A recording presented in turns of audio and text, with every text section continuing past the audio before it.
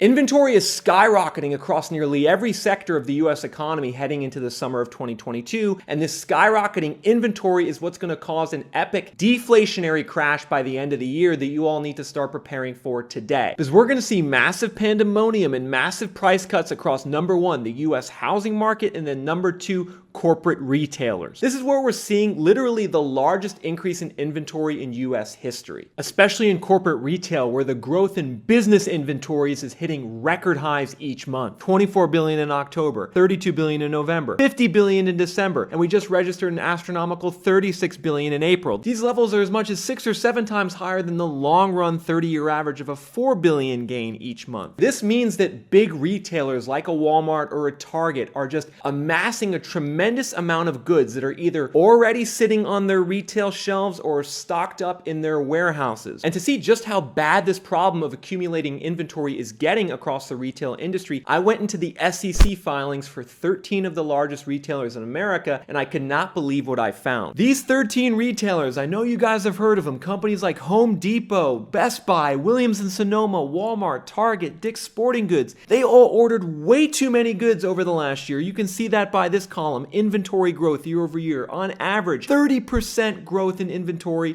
the amount of goods sitting on store shelves and warehouse shelves year over year for these large retailers compared to only a measly 2% growth in sales. These results are terrible. The inventory excess on average is 27% and shows that these companies are sitting on way too many goods right now. In fact, there's desperation to get rid of them. And these companies are already having to start to discount the value of these goods. For instance, I went to Home Depot over the weekend just to see what was going on, to see if I could find some discounts. And folks, I was shocked at what I saw. Take a look at this. And here we got a Samsung, what do we got here? A large capacity smart top load washer, $798, was $12.99, 40% off. Take a look at this, folks, 40% off this washer. This fire piece set is currently $12.99, 5-piece fire pit set, was $14.99. Here's a fridge that's $1,600. You can see it's marked down from $2,400.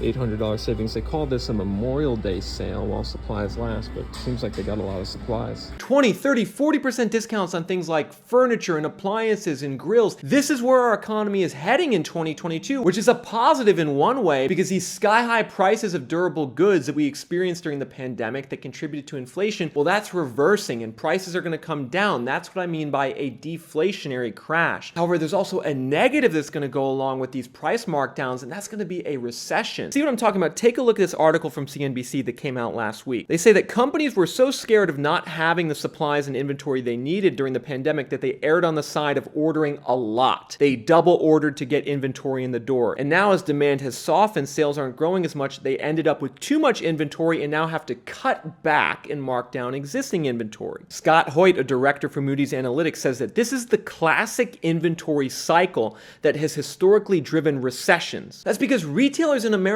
basically adjusted all of their ordering and all of their hiring to match the pandemic levels of demand. But now that that demand is going down and they're left with too many goods, they're going to cut prices. But not only that, they're going to stop ordering new goods and they're going to stop hiring new people, and they're likely going to lay off the existing people they hire. And this is ultimately what causes a recession. It could be one of the reasons why nearly 80% of Americans expect a recession to occur at the end of 2022, because they know in the back of their minds that something in the economy is not right. Because despite the fact that America has record job openings and a record low unemployment rate, it seems like Americans know that this isn't sustainable and was the result basically of money printing and record low interest rates that occurred during the pandemic that incentivized these corporations to order all of these goods and hire all of these people. Now that the training wheels for the economy are off and then interest rates are going up and inflation and higher gas prices is squeezing the consumer, it's reasonable to expect that consumer demand is going to slow significantly in the second half of 2022, which is going to force these big corporate retailers like Walmart and Home Depot into a really tough position of having to slash prices of goods and likely lay off staff. And oddly enough, this is almost the exact situation we're seeing in the housing market with home builders. A record amount of homes are actively under construction right now, 1.6 million in total if you add up single-family homes and apartments that are going to get delivered into the market over the next 6 to 18 months, a market where the home buyer demand is dropping off a cliff. For instance, instance, we know that mortgage purchase applications in America, a great barometer of future home purchase demand, they are down by over 15% year over year and nearly 30% from their pandemic high. The net result is this: the sale of new homes in America is now 13% lower than it was 4 years ago in 2018. You could see the bounce during the pandemic. Now we're 14% lower. Meanwhile, the number of single-family homes actively under construction, the yellow line, is up 58% from where it was in 2018. So we have this epic, actually record-setting gap between the homes under construction, aka the inventory, and then the demand. In much the same way that Walmart's inventory levels on their store and warehouse shelves are up 41% from where they were in 2018, while sales are only up 15%. Now, at this point in the video, I want to stop here and address a question I think a lot of you have. You might be saying to yourselves, Nick, why do you keep comparing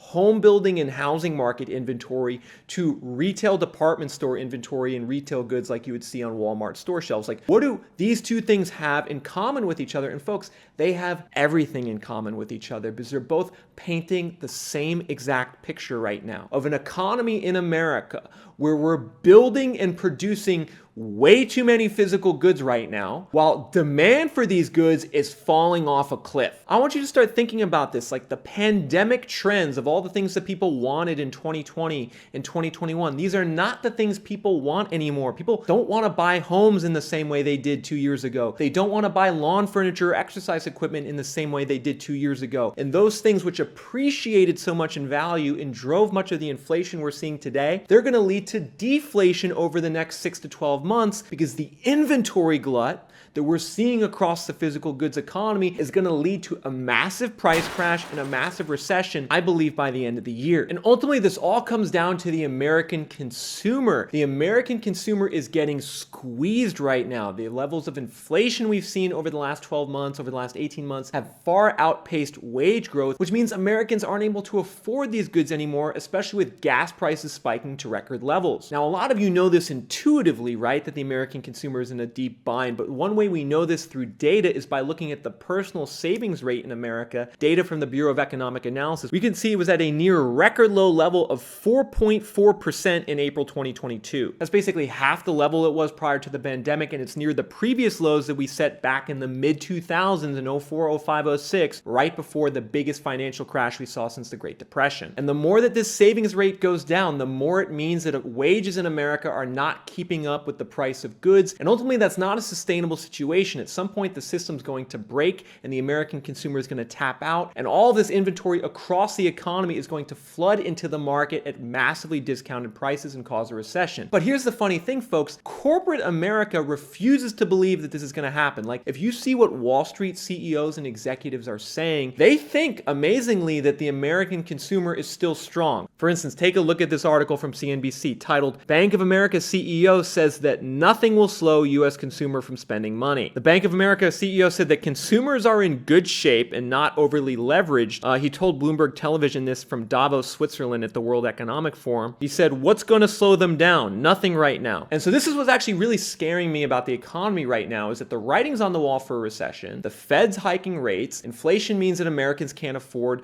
basic necessities anymore, and the savings rate is approaching an all-time low. Yet you have corporate America blindly believing that nothing will stop the U.S. consumer, and that's why all these businesses are still ordering a record amount of goods, as I showed you earlier, and that's why home builders are still building a record amount of homes. And in my opinion, there's only one way this ends, and that's in a brutal deflationary crash, because nothing else is going to stop these corporate CEOs from doing what they're doing. Despite the fact that the writing's on the wall, despite the fact that 80% of Americans think we're heading into a recession and that consumer sentiment is at an all-time low, these corporate CEOs, as well as home builders in America, they refuse to believe that demand is going to stop, so they're going to continue ordering, they're going to continue building until it all comes crashing down in a fiery mess. And while that might sound scary, everyone, I ultimately think that's what needs to happen for us to have some type of return to normalcy in the economy and the society, to get businesses to stop double ordering and over ordering goods, to get home builders to pull back from building a record amount of homes. They're building so many homes, in fact, that they can't finish finish all of them